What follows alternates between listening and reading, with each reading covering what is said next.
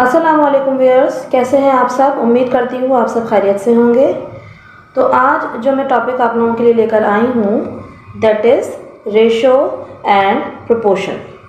Ratio and proportion normally हम class 5 से start कर देते हैं, 5, 6 एंड ऑनवर्ड्स। यहाँ पर मैंने रेशो एंड प्रोपोर्शन को डिटेल में बताने की कोशिश की है ताकि जूनियर और सीनियर दोनों क्लासेस के लिए ये लेसन फ्रूटफुल हो सके। तो चलिए चलते हैं लेसन की तरफ। Let's start with the first slide which is rate. What is rate? Ratio proportion, आप कह रहे होंगे टॉपिक रेशो प्रोपोर्शन है और अब मैं रेट की तरफ आ गई हूँ। तो स्टार्टिंग हम रेट से करेंगे इसकी, then we will initially and gradually move towards the our related topic. Now what is rate? When two quantities of different units are compared and expressed as a ratio, we refer to it as a rate. Means जब दो different quantities या different unit की quantities एक दूसरे के साथ compare की जाती हैं और उनको, या आप ये कह सकते हो कि उनको एक्सप्रेस किया जाता है रेशो की फॉर्म में, तो आप उसको कह सकते हो that is called rate. Now for example, if we say that a car travels at a speed of 100 miles per hour, then it means in 1 hour it covers 100 miles. Here miles and hours are the different units. This way of comparing two different units expressed as a single ratio is termed as rate. तो example आपको क्या दी गई है कि अगर हम कहें कि एक कार जो है वो ट्रेवल कर रही है कितनी स्पीड से, 100 माइल्स पर आवर की स्पीड से, देन इट मीन्स कि इट मीन्स इन 1 आवर जो है वो कार जो है वो ट्रैवल कर रही है 100 माइल्स। ठीक है, 1 घंटे में वो कार ट्रैवल कर रही है 100 माइल्स। तो आप देखें यहाँ पे 2 यूनिट यूज़ हो रहे हैं, miles and hours, 2 different unit हैं। तो इस तरह के कंपैरिजन को हम क्या कहते हैं? रेट कहते हैं। अब प्रॉपर डेफिनेशन की तरफ आ जाते हैं रेट की। In math a rate is a ratio that compare two different quantities which have different units. इसी बात को थोड़ा एलैबोरेट करके बता दिया गया है कि मैथ में अगर हम 2 क्वांटिटीज़ को या रेशो आप कह सकते हो कि रेट एक तरह का रेशो होता है जिसमें आप 2 डिफरेंट क्वांटिटीज़ को कंपेयर कर रहे होते हो। अब इसकी एक एग्जांपल दी गई है हमें।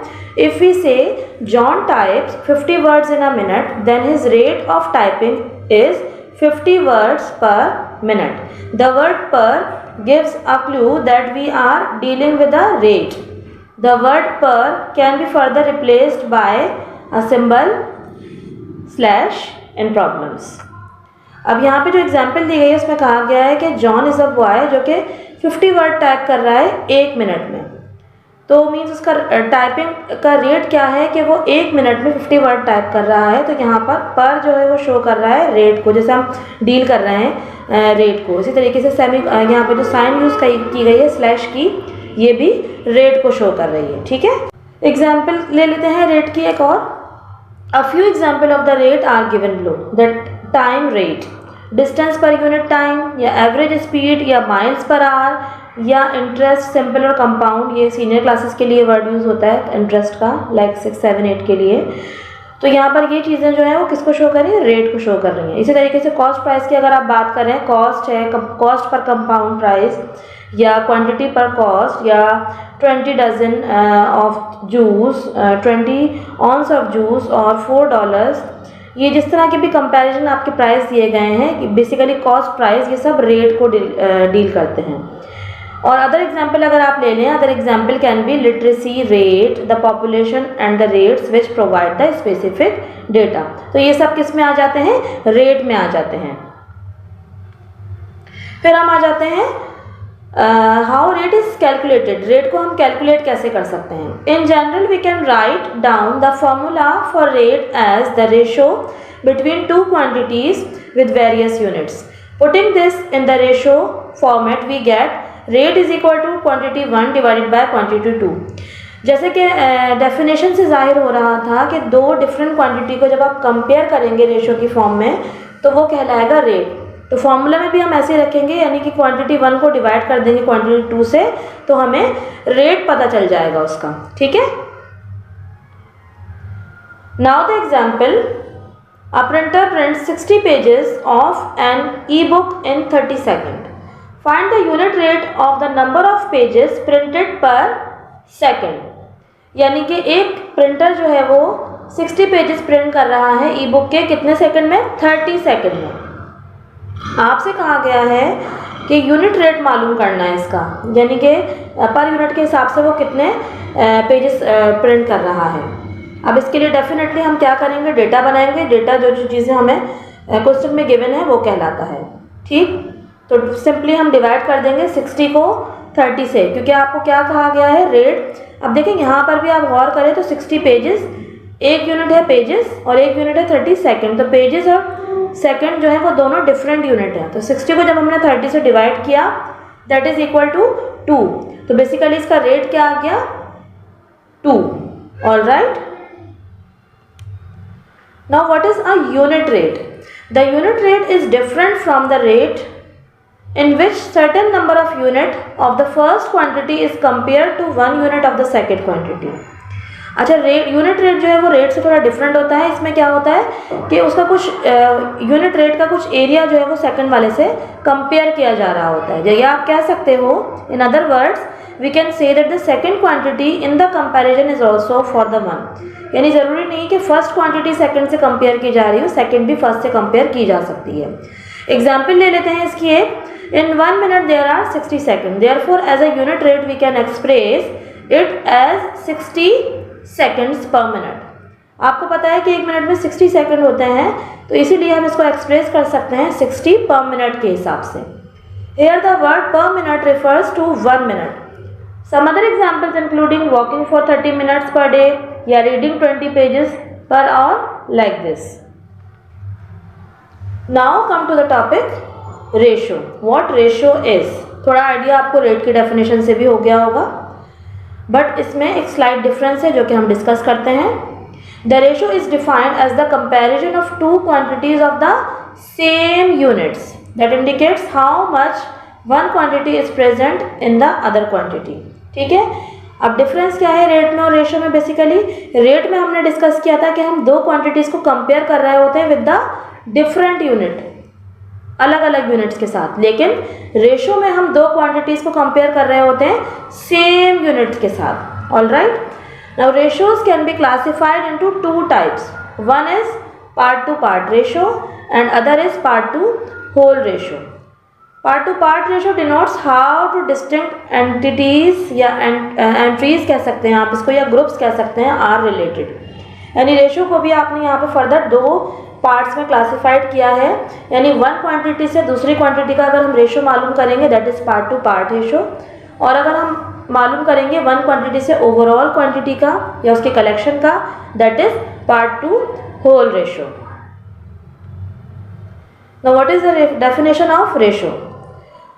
A ratio is used to compare two or more like quantities or numbers with the same units. ठीक है, यहाँ तक वही बात चली है जो हमने पीछे डिस्कस की थी।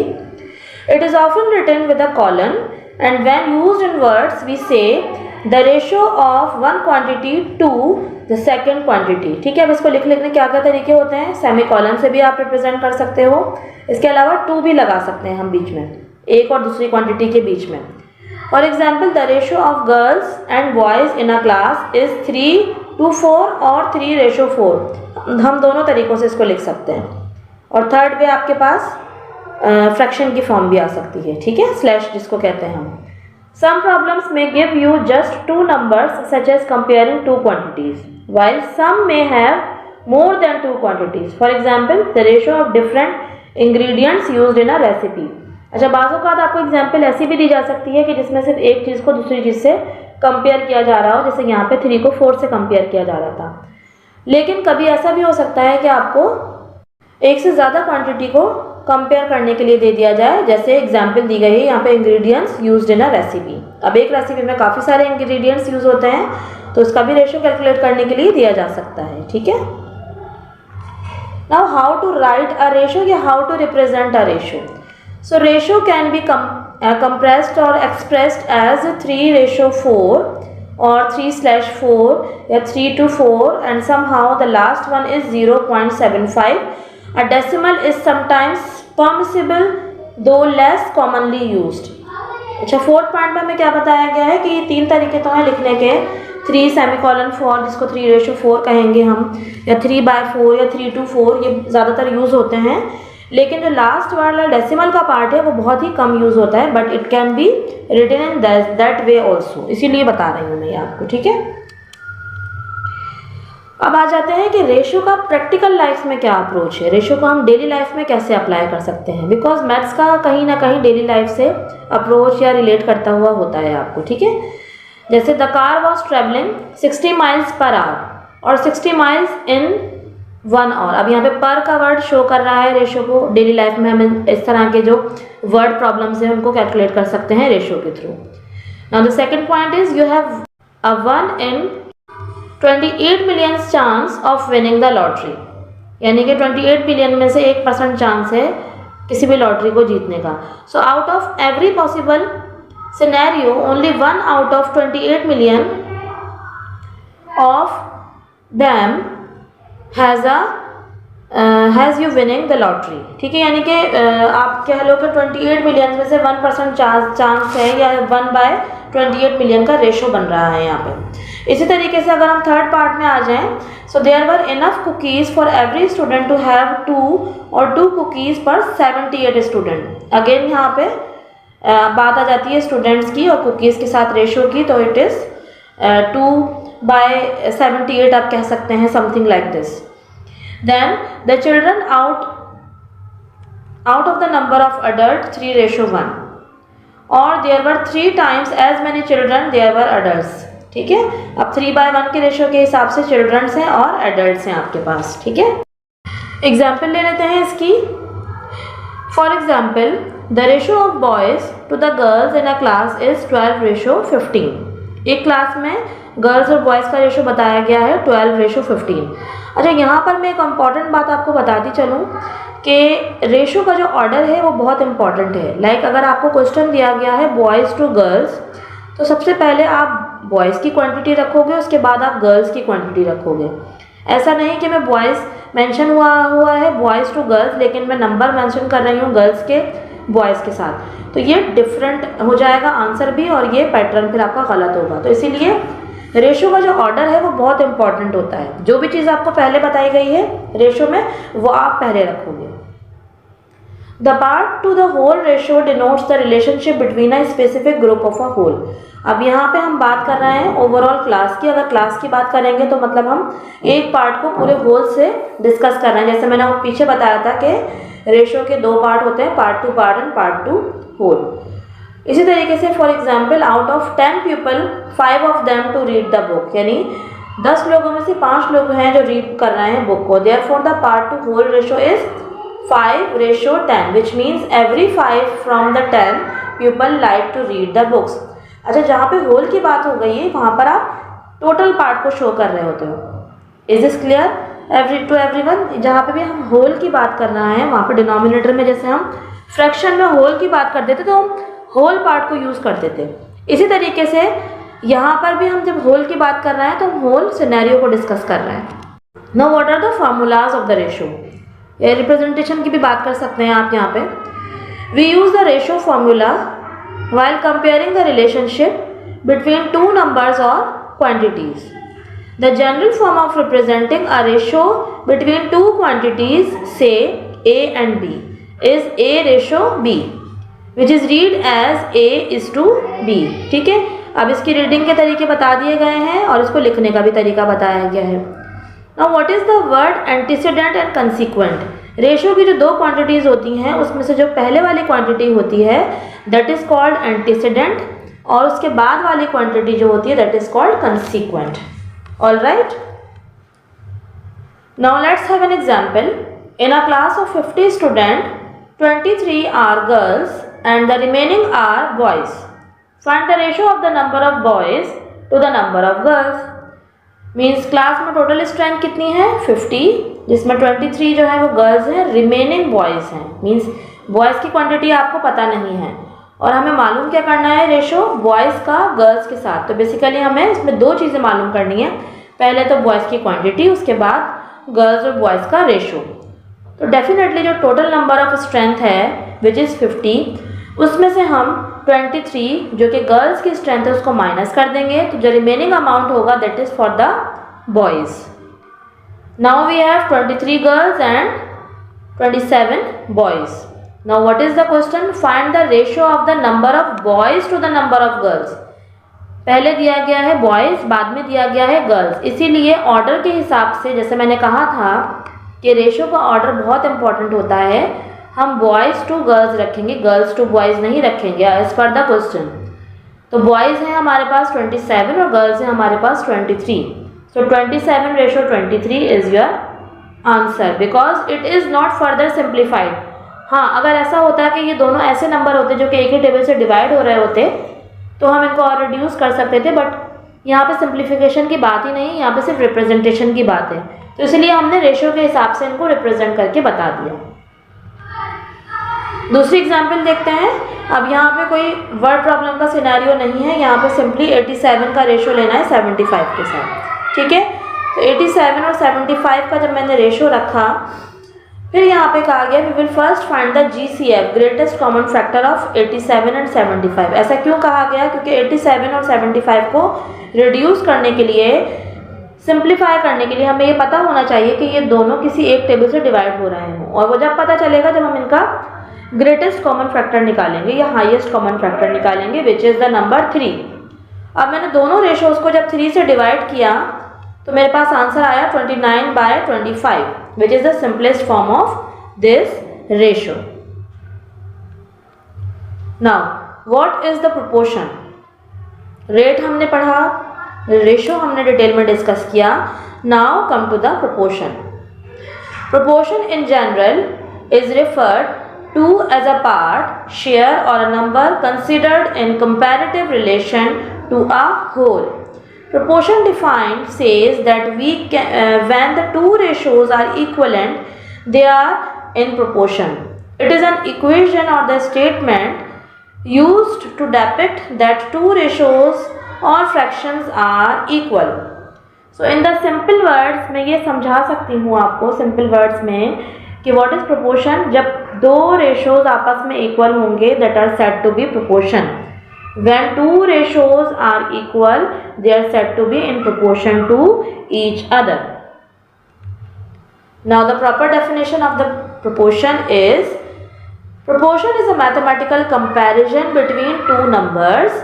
According to the proportion, if two sets of a given numbers are increasing or decreasing in the same ratio, then the ratios are said to be directly proportional to each other.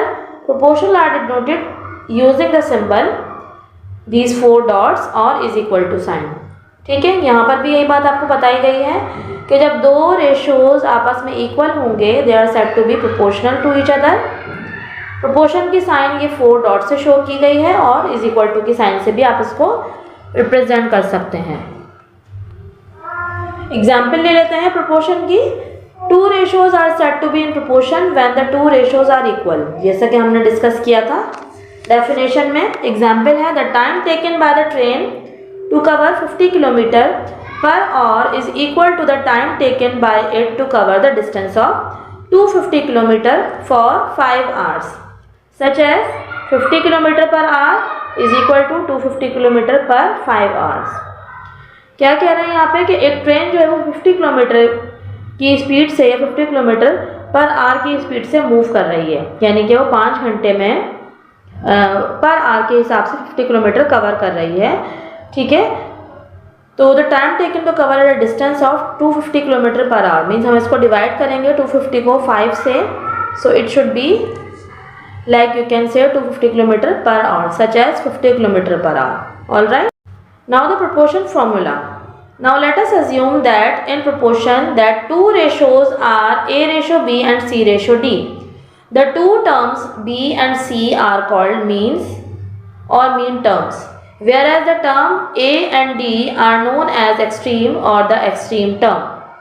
अच्छा, अब ratio को proportion को represent करने का तरीका क्या होता है? जैसे कि डेफिनेशन में बताया गया था आपको कि जब दो रेशियोज आपस में इक्वल होंगे तो वो प्रोपोर्शन को रिप्रेजेंट करेंगे. अब जैसे यहाँ पे 2 रेशो दिए गए हैं A ratio B and C ratio D, बीच में इनके प्रोपोर्शन की साइन दी गई है. ठीक है, बट यहाँ पे एक और इम्पॉर्टेंट बात बताई गई है कि जो ए डी है, इन लास्ट वाले जो टर्म्स हैं दोनों, that is called the extreme और द एक्सट्रीम टर्म्स, और जो मिडिल टर्म्स हैं दैट इज कॉल्ड मीन और द मीन टर्म्स। और इसको लिखने का एक और मेथड भी बताया गया है, A by B is equal to C by D. All right, basically यहाँ पे A B C D numbers हैं। प्रोपोर्शंस की टाइप्स को डिस्कस कर लेते हैं अब हम। प्रोपोर्शंस की बेसिकली दो टाइप होती हैं, direct proportion and inverse proportion. Now what is the direct proportion? This type describe the direct relationship between the two quantities. In simple words, if one quantity increase, the other quantity also increase and vice versa. For example, if the speed of a car is increased, it cover more distance in a fixed amount of a time. In notation, the direct proportion is written as y is directly proportional to x. तो इसको हम कैसे define करेंगे? जैसे कि इसके नाम से पता चल रहा है, डायरेक्ट, इट मीन्स डेफिनेटली हम दो क्वांटिटीज़ को जब कंपेयर कर रहे हैं उसमें अगर एक चीज़ बढ़ रही है तो दूसरी भी चीज़ बढ़ रही हो उसी के साथ साथ, और अगर वाइस वर्सा की बात करें, एक चीज़ कम हो रही है तो दूसरी भी कम हो रही हो, तो that is called direct proportion. और प्रोपोर्शन की साइन ये प्रोपोर्शनलिटी के साइन से आप शो करोगे, ठीक है। एग्जाम्पल ले लेते हैं, you are paid $20 an hour. How much you earn indirectly proportional to how many hours you work. Definitely आपको $20 पर आवर के हिसाब से दिए जा रहे हैं, तो डेफिनेटली आप जितने घंटे काम करेंगे उस हिसाब से आपको पे किया जाएगा। जैसे अर्निंग जो है वो डायरेक्टली प्रोपोर्शनल है आवर्स वर्क के, ठीक है। जैसे अगर हमने 2 घंटे काम किया तो मैं अपने अमाउंट को 2 से मल्टीप्लाई करवा दूंगी। $20 अगर मुझे मिल रहे थे तो वो 40 हो जाएंगे। सिमिलरली अगर मैं 3 घंटों की बात करूँ तो मैं 3 से मल्टीप्लाई करा दूंगी अमाउंट को, तो वो 20 से $60 हो जाएंगे, and so on. Now what is the inverse proportion? This type describes the indirect relationship between the two quantities. In simple words, if one quantity increases, the other quantity decreases and vice versa. In notation, an inverse proportion is written as y is inverse proportional to 1 by x. For example, increasing the speed of the car will result in covering a fixed distance in less time. Alright, inverse जैसे कि you can feel with the name inverse, कि अगर एक quantity बढ़ रही है तो दूसरी क्वांटिटी कम होगी, और अगर दूसरी क्वांटिटी कम हो रही है तो पहले वाली क्वांटिटी बढ़ेगी, ठीक है। जैसे इसको हम डिनोट कर सकते हैं किससे, y is inversely proportional to 1 by x। Example अगर हम लें, increasing the speed of a car, यानी कि अगर हम कार की स्पीड को बढ़ा दें तो डेफिनेटली हम डिस्टेंस जो है वो कम टाइम में तय कर सकेंगे, ठीक है। यानी स्पीड बढ़ गई तो डिस्टेंस कम हो गया, ठीक है। एक चीज़ बढ़ गई तो दूसरी चीज़ कम हो गई, so this is called inverse proportion. Example ले लेते हैं इसकी एक, the time taken bye a vehicle in 3 hours at a speed of 60 miles per hour. What would be the speed taken to cover the same distance at 4 hours? All right. The question is कि एक car जो है या एक vehicle जो है, एक गाड़ी जो है वो 3 घंटे ले रही है 60 miles per hour कवर करने के लिए, यानी 1 घंटे में 60 miles कवर कर रही है वो। तो हमें मालूम क्या करना है कि how much time it will take, it will cover the same distance. Same distance वो कवर कितने आवर्स में कर सके, 4 hours में। What would the speed, speed कितनी होनी चाहिए उसकी। तो सबसे पहले तो हम कंसिडर कर लेंगे कि m time as m and time per taken n, यानी m by n हमने ये अज्यूम कर लिए लेटर्स जो कि हमें एज अ डिजिट मिलेंगे आंसर में। If the time taken increases then the speed decreases, जैसे कि हमने डिस्कस किया था कि इनवर्स प्रोपोर्शन है, अगर हम स्पीड बढ़ा देंगे तो टाइम कम हो जाएगा, और अगर हम टाइम को इंक्रीज़ कर रहे हैं, बढ़ा रहे हैं, तो स्पीड जो है वो डिक्रीज़ हो जाएगी। तो हम इसको ले लेंगे m inversely proportional to 1 by n। Using this inverse proportion formula m is equal to k by n। अच्छा, k यहाँ पर कांस्टेंट को शो कर रहा होता है, यानी जब इनवर्सली प्रोपोर्शनल की साइन हटाते हैं हम इज इक्वल टू की साइन लगा देते हैं और उसकी जगह k कांस्टेंट आ जाता है। और आपको पता है कि यह डिवाइड हो रहा है n, तो उस तरफ जाके मल्टीप्लाई हो जाएगा, तो m by n is equal to k। अब यहाँ पर हम देखें m और n की जगह 60 मल्टीप्लाई बाय 30 रख रहे हैं as it is given, so it will be 180, ठीक। फिर जब हम इसको इक्वेशन में पुट करवाएंगे m/n is equal to k और m/4, क्योंकि n की वैल्यू हमें 4 नंबर ऑफ आप कह सकते हो आवर्स या टाइम की बात की जा रही है। यहाँ पे कांस्टेंट हमारे पास 180 निकल कर आया था, यहाँ पे हमने उसकी वैल्यू पुट की। बेसिकली हमने फिर 180 को जब 4 से डिवाइड किया तो एट द एंड हमें जो आंसर मिला दैट इज़ 45। तो आप कह सकते हो कि the speed at 4 hours is 45 miles per our. यानी कि हमने सबसे पहले क्या किया कि 60 को 3 से मल्टीप्लाई किया तो हमें उसका टोटल एवरेज पता चल गया। उसके बाद हमने 180 को 4 से डिवाइड किया तो हमें पता चला कि वो कितनी स्पीड से मूव करेगा 4 आवर्स में। All right, now there is a slight difference between the rate and ratio we need to know. Different units are taken into comparison. किसमें? रेट में। रेट जो है वो कंपेयर किया जा रहा होता है दो डिफरेंट क्वांटिटीज़ के साथ, डिफरेंट यूनिट की क्वांटिटी के साथ, जबकि ratio same units are taken into the comparison. Fine. Now the next point is rate of two quantities are expressed by using the word per और the symbol slash. ठीक है, इनको use करने के लिए हम ये यूज़ करते हैं, जबकि रेशियो के लिए हमने क्या यूज़ किए थे? सेमीकोलन यूज़ किए थे या टू का वर्ड यूज़ किया था, और मैंने स्लैश का भी आपको बताया था, और हमने डेसिमल का वर्ड भी यूज़ किया था। एग्जाम्पल अगर हम दोनों की ले लें, 100 miles per our, 100 miles per hour it representing rate, जबकि 3 एप्पल्स 2 cups of milk यानी 3:2। This can be expressed by 3:2 या 3/2। ठीक है, तो ये स्लाइड डिफरेंस है दोनों में, रेट में और रेशो में। कुछ इंपॉर्टेंट नोट्स है, कुछ इंपॉर्टेंट पॉइंट्स जो कि हमें पता होने चाहिए। Proportion is a mathematical comparison between the two numbers, as हमने डिस्कस किया कि when the two ratios are said to be equivalent to each other, they are said to be in proportion. Then the basic proportion are of two types, direct proportion and inverse proportion. Inverse के दो types, proportion की दो types मैंने discuss की, direct proportion and inverse proportion. And the third and last point is we can apply the concept of proportion to the geography comparing quantities in physics and dietetics and the cooking etcetera. यानी कि ये जो concept है हम कहाँ पे use कर सकते हैं, आपको क्राइटेरिया बता दिया गया है और आपको फील्ड्स बता दी गई हैं, क्योंकि हमने पहले भी डिस्कस किया था कि मैथमेटिक्स का जनरली अप्रोच या प्रैक्टिकली अप्रोच ज़रूर होता है, तो वो रिलेट करता है आपके टॉपिक के साथ। तो आई होप मैंने डिटेल में ये टॉपिक समझाने की कोशिश की, आप लोगों को समझ में आया होगा।